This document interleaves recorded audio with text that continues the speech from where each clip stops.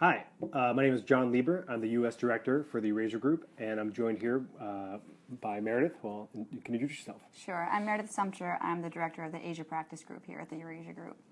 Lots of interesting headlines in the last 7 days or so surrounding Donald Trump, the incoming president of the United States, and his actions and relations towards China.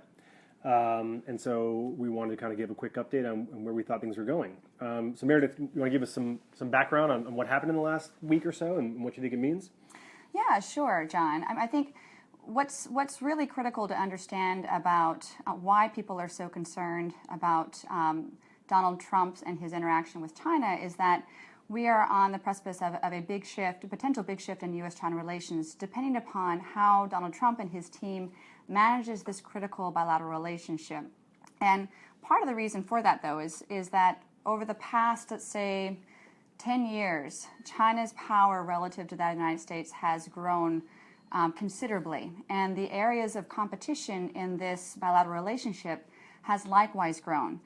But because of the kind of relationship that U.S. President Barack Obama and Chinese President Xi Jinping have been able to develop over the past 8 years, but really over the past 3 or 4 years, the relationship has been on a very stable footing, in part because these two leaders have found a way to constructively deal with any irritants in the bilateral relationship. Now, why are they doing this? It really, in our view, it comes from a common recognition that in absence of these two major powers being able to handle each other, to constructively deal with each other and manage the natural areas for competition in the relationship, that will introduce real instability, not just for the bilateral relationship and for Americans and Chinese who are also wrapped up in this, but it could also presage greater regional instability and cause greater geopolitical instability more broadly. So cognizant of that, these two world leaders have been very proactive in communicating with each other on a regular basis, on being very candid when there are areas of, let's say, mixed interest or potential confrontation. They deal with those sensitive issues right away and transparently. And as such, this relationship, which, if you take a look at history books, a rising power and established power, the relationship is actually on very, very stable footing, partly because of the way these two leaders have formed this constructive relationship, but also because they have taken steps to build the collaborative aspects of the U.S.-China relationship that has balanced the competitive. And you think China and the U.S. share the same view? China sees itself as the rising power, U.S. as the established power, and they both have incentives to kind of keep this relationship stable, at least to date. That both leaders have acted with, responded to incentives to keep that relationship stable so that they know what they're doing, and they both share that view. They do. I think they both share the view that we need to find a way to work constructively together, because when we do, great things happen, like the climate change deal.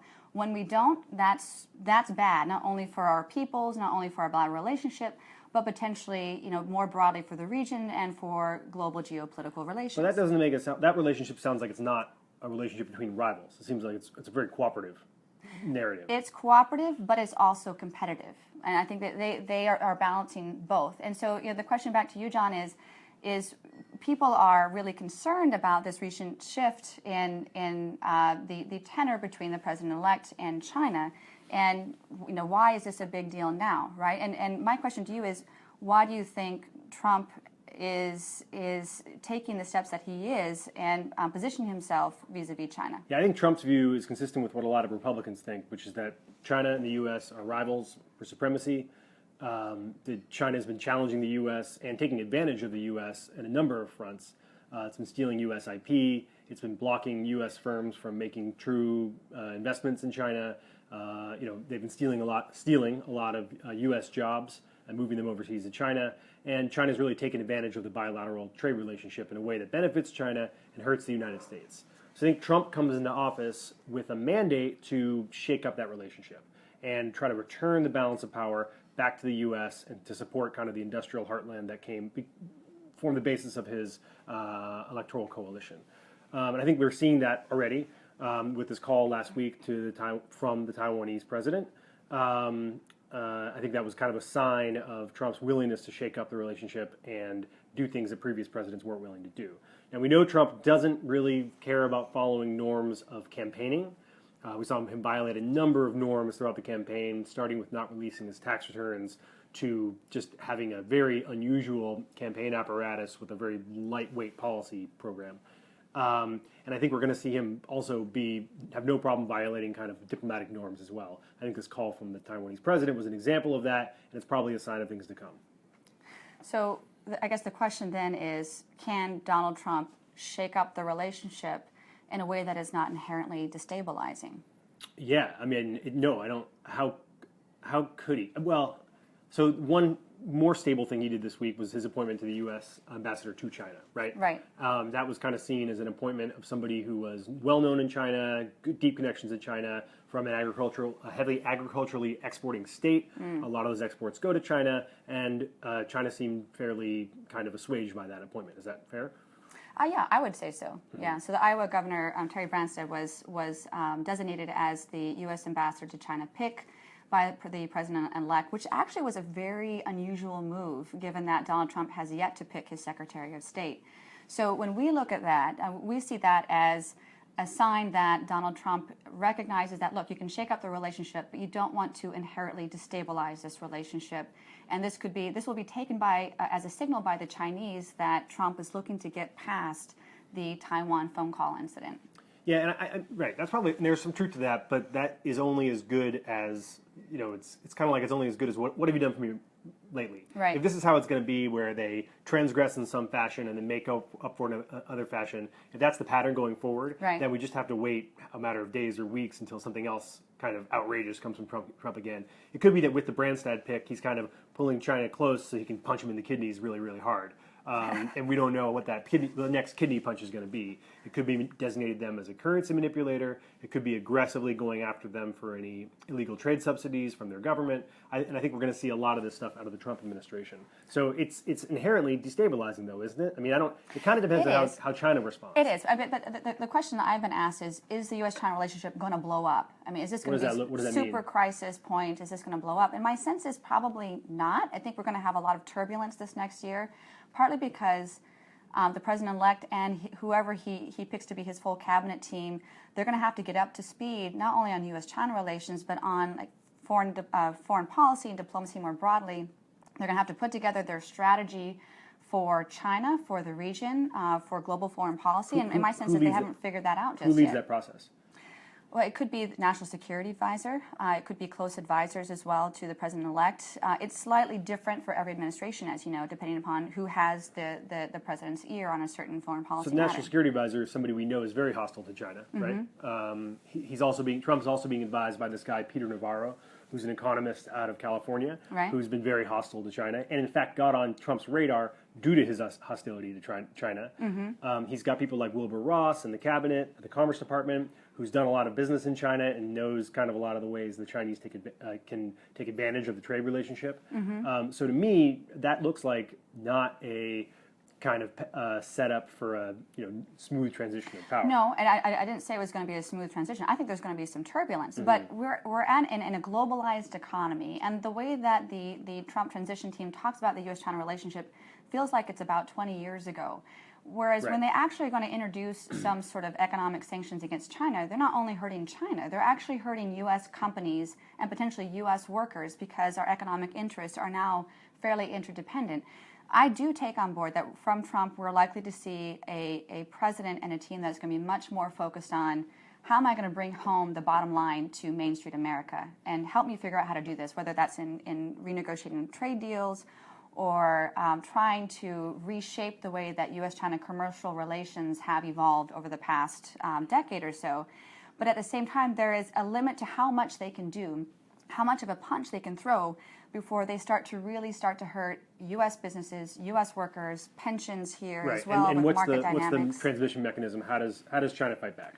What do they do in order to hurt the U.S., assuming the U.S. starts acting aggressively towards them? Okay, well, they have a variety of different tools at their disposal. I think most likely The Chinese, well, to date, despite what could be seen as pretty aggressive behavior by the Trump team from Beijing's perspective, the Chinese have been very moderate in their response, very restrained. And partly because they're not looking for a fight. This is the wrong year for them to get into any sort of U.S.-China tit-for-tat. They have a huge leadership transition next year, and their overwhelming focus is on stability, both political stability, economic stability, and stability in relations with key other countries that they're working with. So they're not looking for a fight, but they're not going to take a punch without swinging back. They're just not in a position to where they can afford to do that with this leadership transition coming forth next year. So if Donald Trump as president decides that he's going to introduce either anti-dumping or countervailing duties in a certain sector. I certainly would assume he will, right? Right? Obama did it more than any other president, and Trump won't be hard for him to up the pace. No, it won't. But and I think your point is, John, that he's probably not going to introduce 45% tariffs across the board. Right? But I think they can do. There's a lot they can do to kind of harass the Chinese or make aggressive steps. I mean, Obama put 200+% tariffs on Chinese steel. That's just a starting point for Donald Trump. So what he does next and then how the Chinese respond, I think, is the critical. Right. And so China can respond in a variety of different ways. They can introduce their own anti-dumping or countervailing duties on U.S. products affecting U.S. sectors. They can take a look at targeting market access for U.S. firms or introduce more regulatory burdens that would squeeze U.S. firms. There's a variety of different tools that they can use. And the U.S. firms here are like ag exporters, people who manufacture, like Apple, right? What are the U.S. firms we think are kind of most at risk, or sectors? So that will depend upon what sectors Donald Trump targets in his own sort of economic sanctions activities. Usually the Chinese response tries to be proportionate and also within the realm of where they're being hit at. So I think what we can do is first take a look at what Donald Trump is going to do.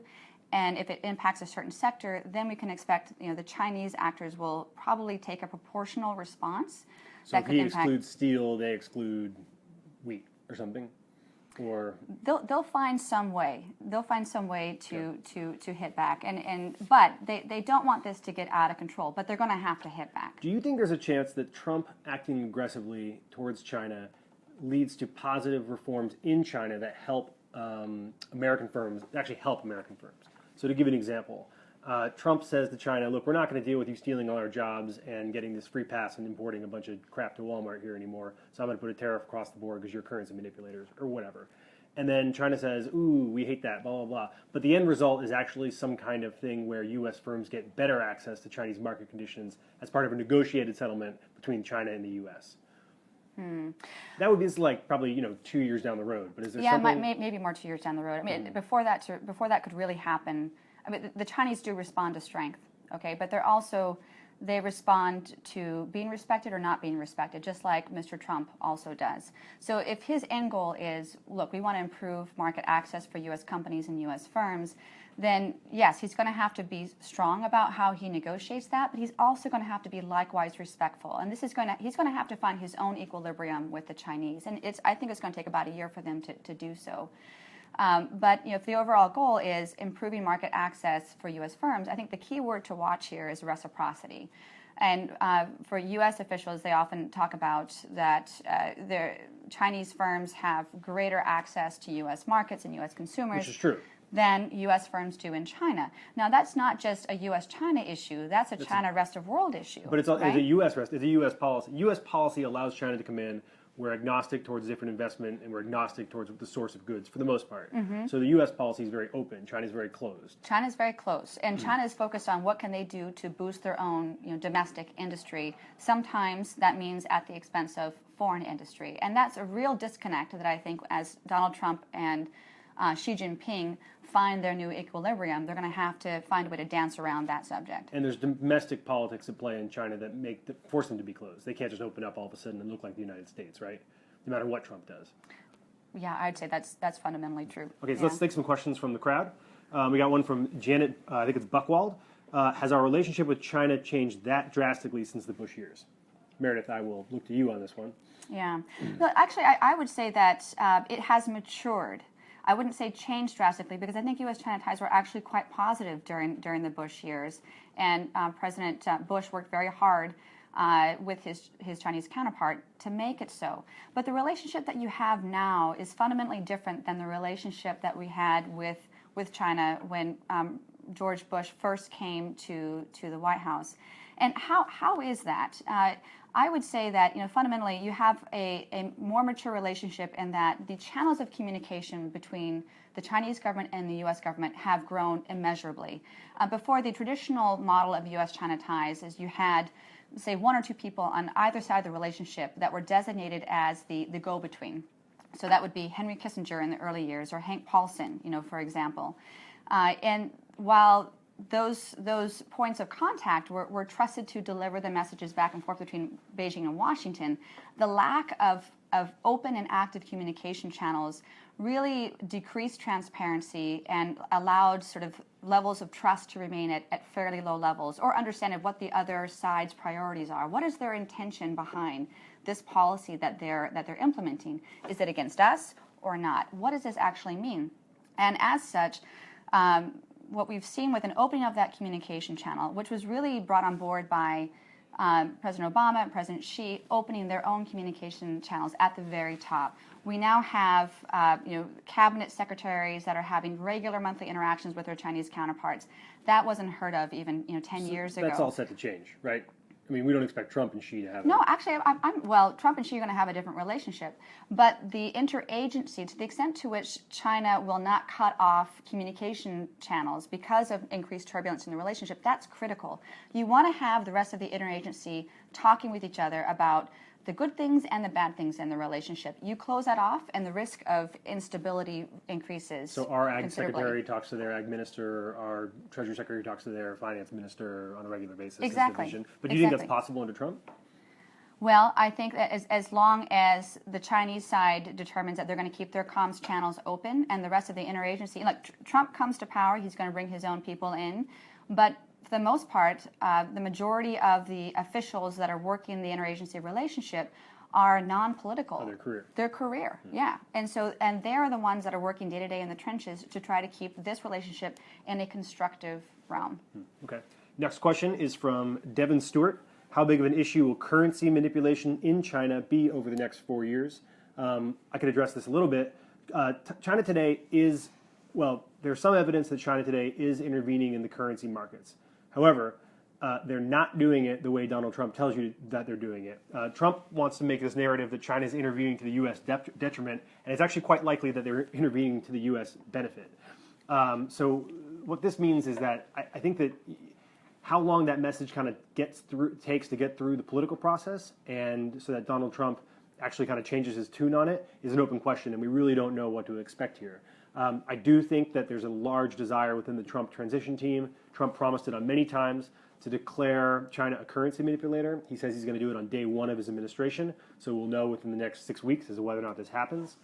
In a lot of ways, the currency manipulator designation is a red herring, though, because the things that are allowed to do, the statutory punishment for being a currency manipulator is quite weak. It's basically a year of negotiations followed by a couple of very weak sanctions. So the real issue is, how does China respond to being labeled a currency manipulator when they're not actually manipulating their currency the way Donald Trump thinks they are? So I think you're going to hear a lot about this. We don't really know what direction it's going to take. Yeah, I would say that's fair. The only thing I would say is that China will look at any designation by Donald Trump of China as a currency manipulator through a political lens, as long as he doesn't take any further steps that would make such a designation really hurt. I mean, with current statute, he can designate China as a currency manipulator, but my understanding, John, and correct me if I'm wrong, is that nothing really happens. There we go. Yeah. There's some procurement. Probably the worst thing is that China would be denied procurement opportunities for the government in the U.S., which means I assume they can't sell steel to construction projects and stuff like that. But it's really pretty weak and more of a symbolic gesture than anything else. Yeah. Meredith, here's a question I don't know if you have any thoughts on. How likely that China, it's from J.G. Collins, how likely that China will create its planned air defense identification zone in the South China Sea? Is this something you know about? All right, J.G. We keep hearing rumors that China will declare an ADIZ in the South China Sea. At this point, there's not a whole lot of pressure for China to do so, because the South China Sea, especially if you compare to where things were in July of this year, is actually a much calmer ground. And that's principally because China and the Philippines have been able to put their maritime disputes through a more diplomatic channel. So we see China declaring an ADIZ when they feel like they have to assert themselves militarily in the South China Sea. They're not in an environment right now, given where things are with the Philippines and other claimant countries, where they really feel like they need to do so. But even if they do, it's a big risk for China because they can declare an ADIZ, but that means that immediately thereafter, the United States, Japan, Australia, and other countries are likely to just fly right through that ADIZ to show China that they're not going to adhere to such an ADIZ. So I think it's a little more of a risky prospect for China right now than others would assume. So they're going to have an unenforceable ADIZ, huh? Unenforceable ADIZ. Don't want that. No. Yeah. What's next? Well, that's our last question. Well, we have one more question from the crowd, and this is kind of a broader question from Justin Yantis. How many diplomatic relationships has Donald threatened to destabilize? This is a good question. I guess in some way you could say all of them, because of the fact that he's focused on the campaign trail on undoing NATO, withdrawing from TPP, withdrawing from the WTO. These are all TPP less so long-standing, but these are all big bilateral agreements that Trump wants to undo. I think the TPP in particular is very likely to set the U.S. back in the Asia-Pacific region for quite some time, set us back with Japan. Unfortunately for those countries, the U.S. is a big, powerful country, and everybody wants access to our market. So no matter how much he destabilizes them, they're still going to want to kind of be friends with us at the end of the day. So the U.S. can kind of afford to make some mistakes and be a little ham-fisted in its relations because it's still an indispensable nation in a lot of ways. Would you agree with that? Actually, I have one follow-up question for you, John. Thinking about the way that Donald Trump approaches diplomatic relations, if you were talking to world leaders right now who are saying, John, help me understand, how does Donald Trump approach foreign relationships, and what can I do to have a constructive relationship with a President Trump? What would you say? Like, how does he operate? I would say there? do what Abe did. Fly to Trump Tower, go say hi, present your congratulations, build a personal relationship so that you don't want Donald Trump to think about you as some random country on a map that he doesn't know a lot about. You want Donald Trump to think about your country as somebody that has a great relationship, that's got this good guy who's the head of it.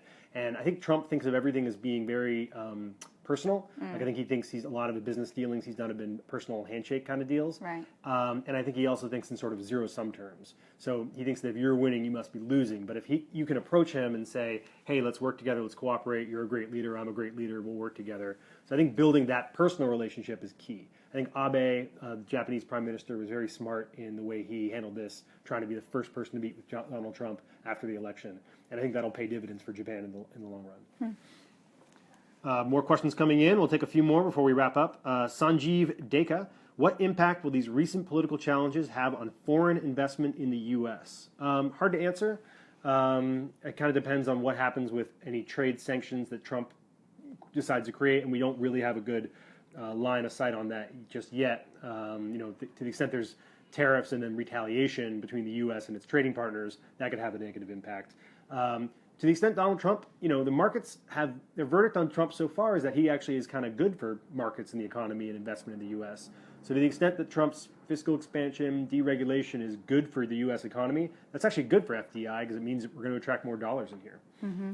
True. I would just say, just from a Chinese perspective, there are reports that Chinese investors are hitting the pause button on their planned investments in the United States because they perceive that with the Donald Trump presidency, that Chinese investment in the U.S. will be reviewed more stringently by CFIUS, Right. And that there could be more politics in the investment environment there. Would you agree? Surrounding China. Right. Right, but this is like what I was getting at earlier. So let's say that CFIUS does become this anti-China place where China deals go to die, right? They say China is a fundamental national security threat because they're taking all of our jobs and destroying our economy. So CFIUS is the process for which we're going to block Chinese investment into the United States.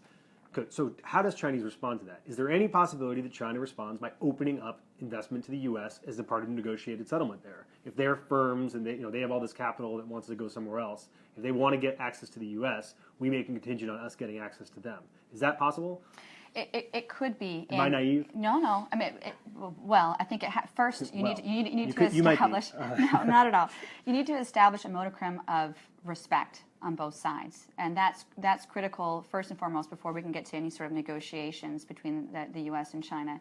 But China really does need more private FDI FDI is dropping in China, and that's really concerning for officials there and their growth prospects. But it will have to be dependent upon the sector. There are certain sectors that China is welcoming FDI in, and there are others that they're not necessarily. So I think that the parameters of that investment will have to be approached carefully by both sides. Sometimes you punch the bully, and the bully punches back. Sometimes you punch the bully, and the bully backs down. I don't know who the bully is in this scenario, but if the bully is China, then maybe Trump's punching the bully is actually good for the U.S., right? Well, and this is a thing we haven't seen a lot of U.S. leaders do ever. We haven't seen, we haven't seen Bush do it. We haven't seen Obama do it, right? Well, now, actually, I would sort of caution that. Like, I think that the strength of past U.S. presidents, they don't have to punch as a bully to be seen as strong or to be strong in the U.S.-China relationship. And in fact, why? Because they know how to get things done effectively with China behind the scenes. And I think what you see, and if you look at the media, you think, oh, China's winning everything. The U.S. is down on its luck. And Trump would argue that too. Trump would argue that, but he doesn't. You guys and your soft peddling approach is selling out the American worker, and look at all these jobs we've lost. You guys and your backroom diplomatic. Diplomacy, Yeah, exactly. So look, he's going to try things out his way, and we'll see how this goes over the next coming months or even the next year. But I would say that the actual success, the very real successes that we've had in U.S.-China relations are not trumpeted. Are very hard to get to, but they are gotten to.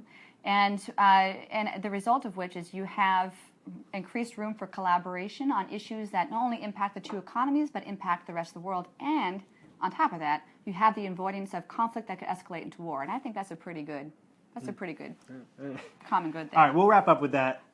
Threats of war from Meredith, trying to escalate the tensions with China by punching them. I mean, come on, Meredith. Okay, thanks so much for joining us. This is Facebook Live. We are Meredith Sumpter and John Lieber from the Eurasia Group, and we'll be back at some future point, talk more U.S., China, Trump, etc.